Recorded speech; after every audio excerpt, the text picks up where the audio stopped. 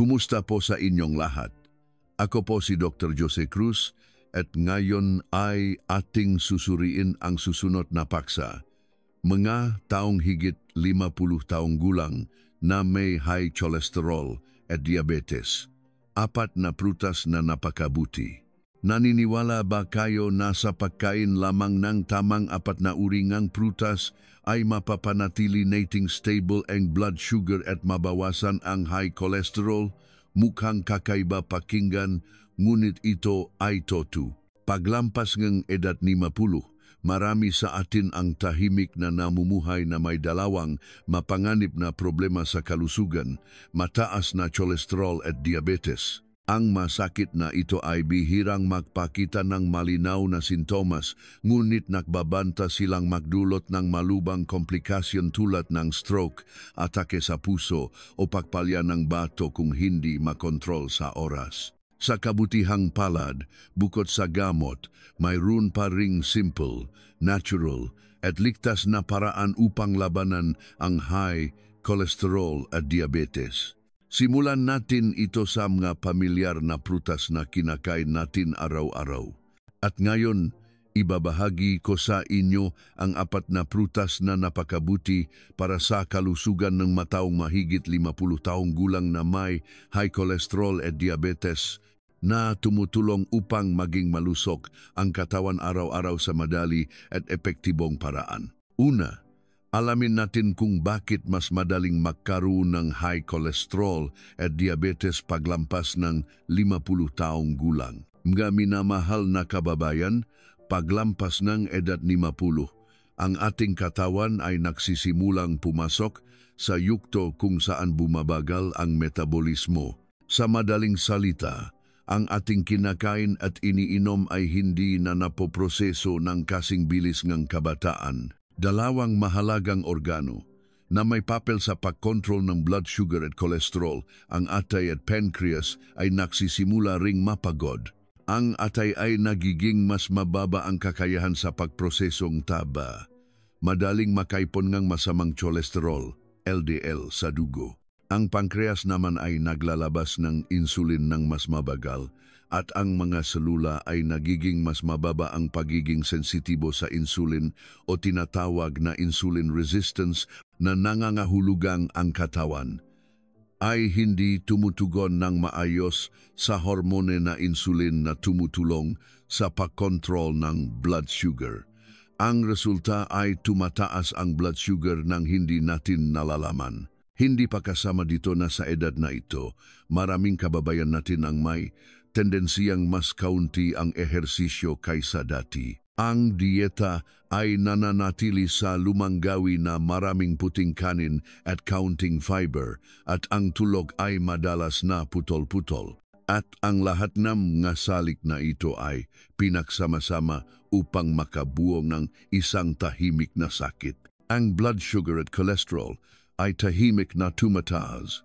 Ang pinakanakababahala ay ang high cholesterol at diabetes ay kadalasang hindi nagdudulot ng malinaw na sintomas sa simula. Tahimik nilang sinisira ang mapader ng daluyan ng dugo, ugat, mata at bato. Hanggang sa malaman ng ating mga kababayan, madalas ay huli na ang lahat. Ipinapakita ng istatistika ng high cholesterol ang pangunahing sanhi ng atherosclerosis, pagbara ng magadaluyan ng dugo sa utak, coronary artery at puso na nagpapataas ng panganib ng stroke at sakit sa puso. Ang diabetes naman ay madalas na tinatawag na silent killer. Sa Pilipinas, tinatayang nasa 7 milyong tao ang may diabetes. Kapansin-pansin na higit sa 55% sa kanila ay mayroon ng mapanganib na komplikasyon nang sila ay masuri. Ang karaniwang komplikasyon ay kinabibilangan ng pinsala sa puso, mata, nerbiyos at bato. Kaya naman, ang pag-unawa sa sanhi at pagiging laganap ng high cholesterol at diabetes ay ang unang hakbang upang proactive na protektahan ang ating kalusugan ng maaga. Ang magandang balita ay mayroong ilang epektibo, natural at madaling paraan upang matulungan ang pagkontrol ng high cholesterol at blood sugar. Nagsisimula ito sa tamang gawi sa pagkain ng prutas. At ngayon, ibabahagi ni Dr. Jose Cruz ng detalyado ang mga karaniwang pagkakamali sa pagkain ng prutas. At lalo na, mayroong apat na uring prutas na napakabuti para sa mga taong may high cholesterol at diabetes, lalo na sa mga kababayan nating higit 50 taong gulang na nag-aalala sa pabago-bagong blood sugar o tumataas na kolesterol. Kaya ano ang makaraniwang pagkakamali sa pagkain ng prutas? Maraming kababayan natin kapag nalaman na may high cholesterol o diabetes, ay agad na iniisip ang pagkain ng maraming prutas para sa kalusugan. Totoo na natural ang prutas at naglalaman ng bitamina. Ngunit kung mali ang uri ng pipiliin, mali ang oras ng pagkain, o kumain ng sobra, ang prutas ay nagiging pasanin sa atay, pancreas at nagiging sanhi ng pagkasira ng blood sugar. At narito ang dalawang pinakakaraniwang pagkakamali. Una, akala na ang pagkain ng maraming prutas ay laging mabuti.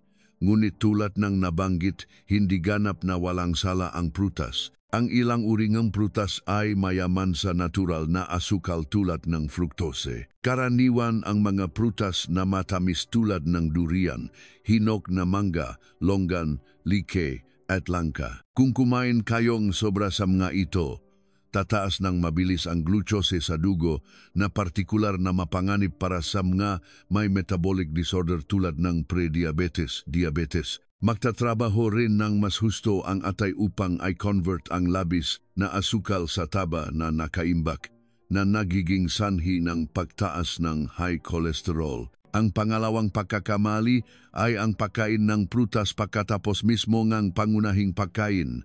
Maraming tao ang may ugali na mag-dessert ng prutas pagkatapos ng kainan. Akala nila ay mabuti ito, ngunit sa katunayan, pagkatapos ng isang pangunahing pagkain na punong enerhiya, kung kumain pa tayong matamis na prutas, nangangahulugan itong ng pagdagdag ng asukal at kalorya. Dahil dito, patuloy na maglalabas ng insulin ang pankreas ng walang pahinga, madaling tumaas ng matagal ang blood sugar, at ang labis na kalorya mula sa prutas na dessert ay magiging taba na nakaimbak na nakpapataas na high cholesterol.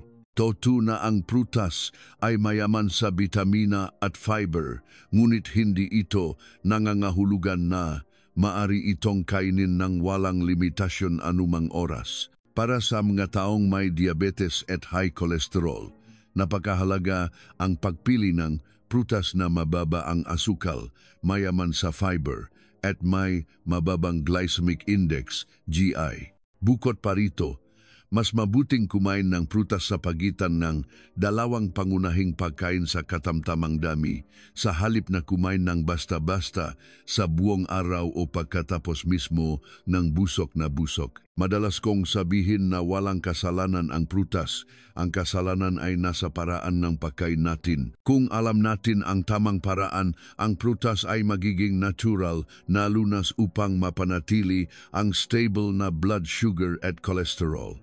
At ngayon ibabahagi ko ang pinakamahalagang bahagi ng video na ito. Ito ay ang apat na uri ng prutas na napakabuti para sa mga may high cholesterol at diabetes, lalo na para sa mga kababayan nating higit 50 taong gulang. Mangyaring tandaan, kahit na mabuti ang maprutas na ito, kailangan pa rin nating kumain ng tama at sa katamtamang dami. Anumang pagkain, kung labis ang paggamit, ay maaring magdulot ng hindi kanais-nais na epekto. Apat na uri ng prutas na napakabuti para sa mga may high cholesterol at diabetes. Pomelo suha, ang natural na pantulong sa pagpapanatili na stable na cholesterol at blood sugar. Ang pomelo ay hindi lamang isang pamilyar na prutas kundi mataas din ang pagpapahalaga dito modernong medisina dahil sa pagkakaroon nito ngang isang espesyal na grupo na compounds na tinatawag na flavonoids, partikular ang naringanin. Ang naringanin ay napatunayang may kakayahang bawasan ang insulin resistance, ibig sabihin, tinutulungan nito ang katawan na maging mas sensitibo sa insulin. Ito ang susi sa pagtugon sa ugat ng problema kung bakit ang matatanda ay madaling makaroon ng Type 2 diabetes dahil sa hindi magandang pagtugon ng mga selula sa insulin na nagreresulta sa pagtaas ng blood sugar sa dugo. Bukod pa rito, ang naringanin sa pomelo ay nakakatulong din na bawasan ang masamang cholesterol, LDL, at pataasin ang magandang cholesterol, HDL, sa dugo. Dahil dito, ang regular na pagkain ng pomelo ay makakatulong sa paglilinis ng mga daluyan ng dugo at pagpigil sa atherosclerosis. Hindi lang iyon, ang pomelo ay nakakatulong din sa pagbaba ng timbang sa pamamagitan ng pagpapabilis ng metabolismo ng taba at pagbibigay ng pakiramdam ng kabusugan. Isang randomized controlled study na inilathala sa Journal of Medicinal Food noong 2006 ay nagpakita na ang nga obes na kumain ng kalahating sariwang pomelo bago ang bawat pagkain ay bumaba ng average na sa 2.6 kg pagkatapos na linggo na mas mataas kaysa sa grupong hindi kumain na pomelo. Lalo na ang grupong kumain ng pomelo ay bumaba rin ang post-meal insulin level na nagpapatunay ng malaking pagpapabuti sa insulin sensitivity. Naitala rin sa ibang pag-aaral na ang maregular na kumakain ng pomelo ay may tendensiyang bumaba ang LDL at total cholesterol kumpara sa mga hindi kumakain. At nakakatulong din ito na pataasin ang HDL na nagpoprotekta sa mga pader ng daluyan ng dugo. Bukod sa flavonoids, ang pomelo ay mayaman din sa vitamin C, potassium at fiber. Ang vitamin C at potassium sa pomelo ay nakakatulong sa paglilinis ng atay, sumusuporta sa pagkontrol ng blood pressure, at anti-inflammatory sa mga pader ng daluyan ng dugo. Ang fiber, lalo na ang pectin sa pulp ng pomelo, ay nakakatulong sa pagsipsip ng labis na cholesterol at asukal sa bituka. Dahil dito, nagiging stable ang cholesterol at blood sugar pagkatapos kumain. Paalala sa pagkain ng pomelo. Dapat kumain ng sariwang pomelo na may pulp upang makuha ang sapat na fiber. Huwag lagyan ng asin o asukal dahil tataas ang hindi kinakailangang asin at asukal. Iwasan ang pagkain ng pomelo kapag masyadong gutom dahil ang asim nito ay maaring magdulot ng pananakit ng tiyan. Ang pinakamagandang oras upang kumain ng pomelo ay humigit kumulang 1,2 oras pagkatapos ng tanghalian o sa hapon. Hindi rin dapat kumain ng pomelo ng masyadong gabi dahil ang pomelo ay maraming tubig na maring magdulot ng paghihi sa gabi na magpapahirap sa pagtulog. Guava, bayabas. Napakagaling sa pagkontrol ng blood sugar. Ang bayabas ay isang simpleng prutas ngunit hindi inaasahang kapakipakinabang para sa mga may diabetes at high cholesterol. Ang unang bentahe ng bayabas ay napakarami itong soluble fiber na pectin. Kapag pumasok sa bituka ang fiber na ito, bumubuo itong gel na nakakatulong na pabagalin ang pagsipsip ng asukal sa dugo na pumipigil sa biglaang pagtaas ng blood sugar pagkatapos kumain. Ang glycemic index ng bayabas ay nasa mababang hanay mga wala pang 30. Kaya ito ay isang mahusay na pagpipilian para sa mga kailangang kontrolin ang blood sugar. Bukod sa fiber, kilala rin ang bayabas sa napakataas nitong vitamin C content, humigit kumulang 3 beses na mas mataas kaysa sa orange. Ang vitamin C ay nakakatulong na palakasin ang resistensya at partikular na may papel sa paglaban sa pamamaga at pagprotekta sa nga pader ng daluyan ng dugo. Sa mga taong may high cholesterol, ang mapader ng daluyan ng dugo ay madalas na may tahimik na pamamaga dahil sa pagdikit ng cholesterol Ang vitamin C sa bayabas ay makakatulong na bawasan ang prosesong ito ngang pamamaga at maiwasan ang komplikasyon ng atherosclerosis. Hindi lang iyon, ang bayabas ay nagbibigay din ng maraming mineral tulad ng magnesium, potassium, manganese. Ang nga sustansyang ito ay sumusuporta sa pagpapanatili na stable na blood pressure, pagpapanatili ng regular na tibok ng puso, at pagprotekta sa cardiovascular system sa pangmatagalan. Ang pagiging epektibo ngang bayabas sa pagpapabuti ngang cholesterol at blood sugar ay napatunayan din ng agham. Isang pag-aral sa India noong 2016 ay nagpakita na kapag nilagyan ng 400 gram ng hinok na bayabas araw-araw sa loob ng 6 na linggo, ang grupong kumain ng bayabas na walang balat ay nakaroon ng malaking pagbaba sa total cholesterol, triglycerides at LDL kumpara sa dati. Kasabay nito, ang HDL o magandang cholesterol ay tumaas ng malaki. Ang fasting blood sugar sa grupong ito ay may tendensiyang bumaba rin. Ang resultang ito ay nagpapatunay na ang pagkain ng hinok na bayabas, lalo na ang laman ng bayabas, ay may positibong epekto sa blood sugar at cholesterol.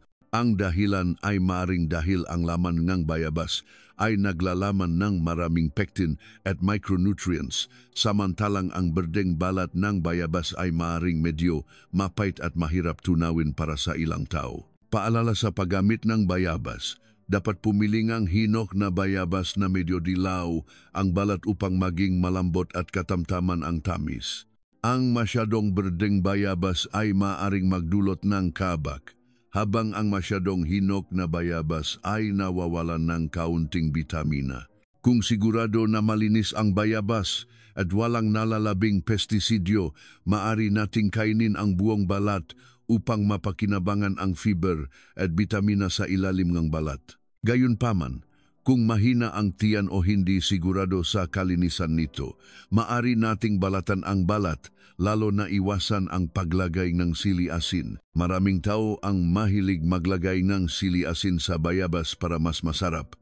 Ngunit sa mga taong may high blood pressure o may panganib sa sakit sa puso, ang labis na pagkain ng asin ay hindi mabuti. Bukod pa rito, ang sili asin ay madalas na naglalaman ng asukal o MSG na hindi mabuti sa kalusugan. At sa wakas, hindi dapat kumain ng bayabas kapag gutom dahil ang mataas na fiber content ay maaring magstimulat ng tiyan at pinakamabuting kumain ng bayabas sa pagitan ng napakain 1,2 oras bago o pagkatapos ng pangunahing pagkain.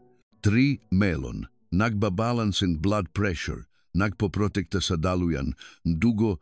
Ang melon o cantaloupe ay isang uri ng prutas na may matamis at sariwang lasa, madaling kainin at napakabuti para sa mga matatandang may high cholesterol at high blood pressure. Una, ang melon ay napakaraming potassium na siyang nangungunang mineral sa pagbabalanse ng electrolyte sa katawan. Nakakatulong ang potassium sa katawan na alisin ang labis na sodium asin, sa gayon ay sumusuporta sa pagpapanatili ng stable na blood pressure. Maraming pag-aaral ang nagpakita na ang diet na mayaman sa potassium ay mahigpit na naugnay sa pagbabangang panganib ng stroke sa mga taong may hypertension. Sa pagkain lamang ng tamang daming ng melon, nakakakuha na kayo natural na potassium na nakakatulong sa pagpapalakas ng puso. Ikalawa, ang melon ay naglalaman ng maraming beta-carotene provitamin A at vitamin C. Ang dalawang sustansiyang ito ay malakas na antioxidants. Ang beta-carotene ang nagbibigay ng magandang dilaw-orange na kulay sa laman ng melon at kapag napasok sa katawan, ito ay nagiging vitamin A na nakakatulong sa pagpapalakas ng immune system at pagpoprotekta sa endothelial cells na mga ng dugo mula sa oxidation. Ito ay isa sa mga sanhi ng pagtigas ng madaluyan ng dugo. Ang vitamin C naman, Hindi na kailangang sabihin, sumusuporta sa immune system at nakakatulong sa pagbaba ng pamamaga at nagpapataas ng tibay ng mapader ng daluyan ng dugo. Ikatlo, ang melon ay mayroon ding katamtamang daming soluble fiber na nakakatulong na bawasan ang pagsipsip ng masamang kolesterol. Sa katunayan, inirekomenda ng mga eksperto sa nutrisyon ang pagdaragdag ng 5,10 gram ng soluble fiber araw-araw upang mabawasan ang humigit kumulang 5% ng LDL cholesterol sa dugo.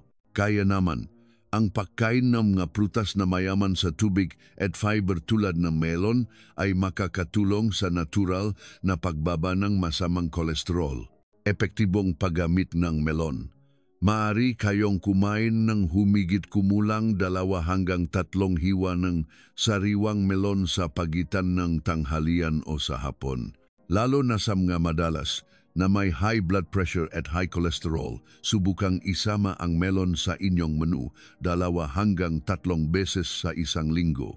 Ang melon ay mababa sa kalorya at mayaman sa fiber, kaya't napakabuti ito bilang dessert o malusog na merienda.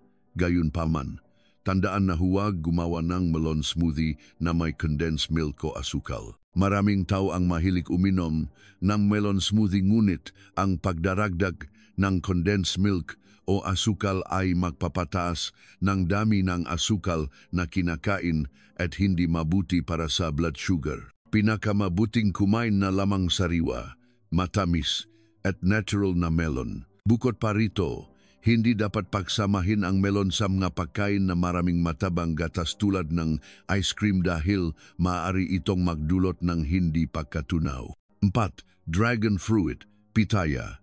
Nililinis ang bituka at binabawasan ang masamang cholesterol. Pinapanatili ang stable na blood sugar. Ang dragon fruit, lalo na ang red dragon fruit, ay itinuturing na gamot para sa mga may problema sa metabolismo. Ang pinakakapansin-pansin na katangian na dragon fruit ay napakarami nitong soluble fiber na prebiotics. Ang prebiotics, sa madaling salita, ay pagkain para sa mga beneficial bacteria sa bituka.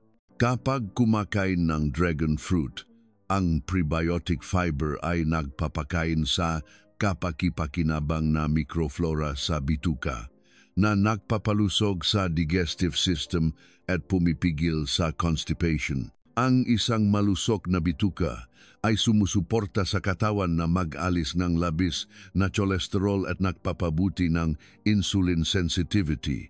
Ang red dragon fruit ay mayaman din sa anthocyanin pigments. Ito ay isang napakalakas na antioxidant na nagbibigayng magandang red-violet na kulay sa laman ng dragon fruit. Ang anthocyanin ay may epekto sa paglilinis ng mga daluyan ng dugo, pagbaba ng pamamaga at pag-neutralize ng mga free radicals. Isang comprehensive review noong 2020 ay nagpakita rin na ang diet na mayaman sa anthocyanin ay maaaring makabuluhang mapabuti ang blood sugar control sa mga pasyente na may type 2 diabetes.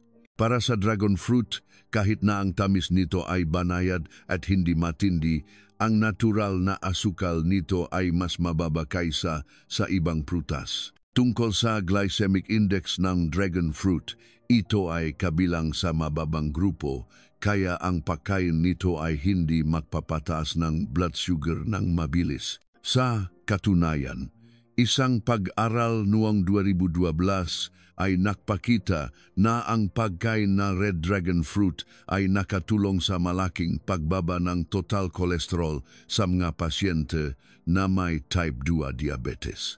Kaya, sa mga taong may high cholesterol, mahina ang atay, o nagsisimula pa lamang magkaroon ng diabetes, ang dragon fruit ay isang kaibigan na sumusuporta sa paglilinis ng katawan at nagpapabagal sa pagsipsip ng asukal sa dugo. Kaya paano ang tamang pagkain ng dragon fruit?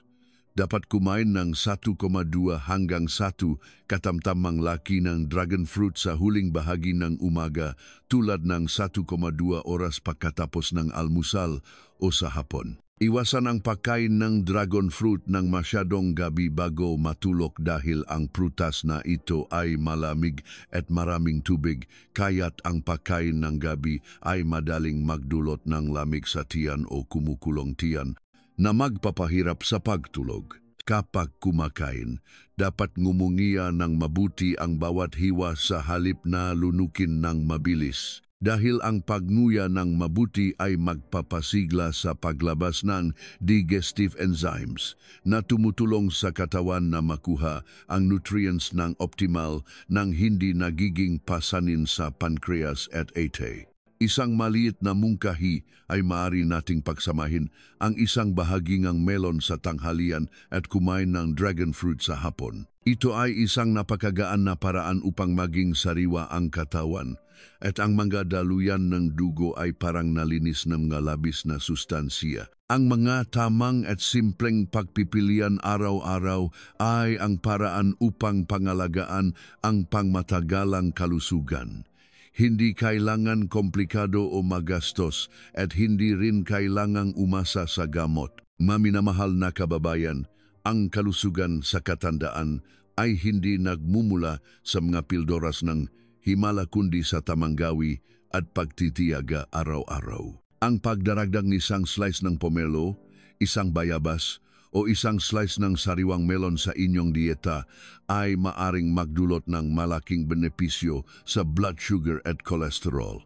Sana sa pamamagitan ng video na ito, nagkaroon kayo ng karagdagang kaalaman upang mamuhay ng malusog, masaya at mas makabuluhan. At mula ngayon, subukang ilapat ang pagpiling ng isa sa 4 na uri ng prutas na nabanggit upang idakdak sa inyong merienda. Panatilihin itong regular at damhin ang unti-unting pagbuti ng inyong katawan. Naniniwala si Dr. Jose Cruz na ang maliliit na pagbabago ay magdudulot ng malalaking resulta kung magpapasya tayong gawin ito. At kung sa tingin ninyo ay kapakipakinabang ang nilalaman ngayong araw, huwag kalimutang i-like at mag-subscribe sa Dr. Jose Cruz Official Channel upang patuloy na makasama ako sa paglalakbay na ito ng Proactive Healthcare. Ibahagi ang video sa inyong pamilya at mga kaibigan, lalo na sa mga higit 50 taong gulang upang lahat ay maging malusog. Maaari rin kayong mag-iwan ng komento sa ibaba nga video tungkol sa inyong karanasan o mga paksa sa kalusugan na kinagigiliwan ninyo. Susubukan kong sagutin sa mga susunod na video. Naway maging malusog, masaya at araw-araw na pumipili ng matalinong pagkain para sa inyong sarili at pamilya. Makita-kita tayong muli sa masusunod na video.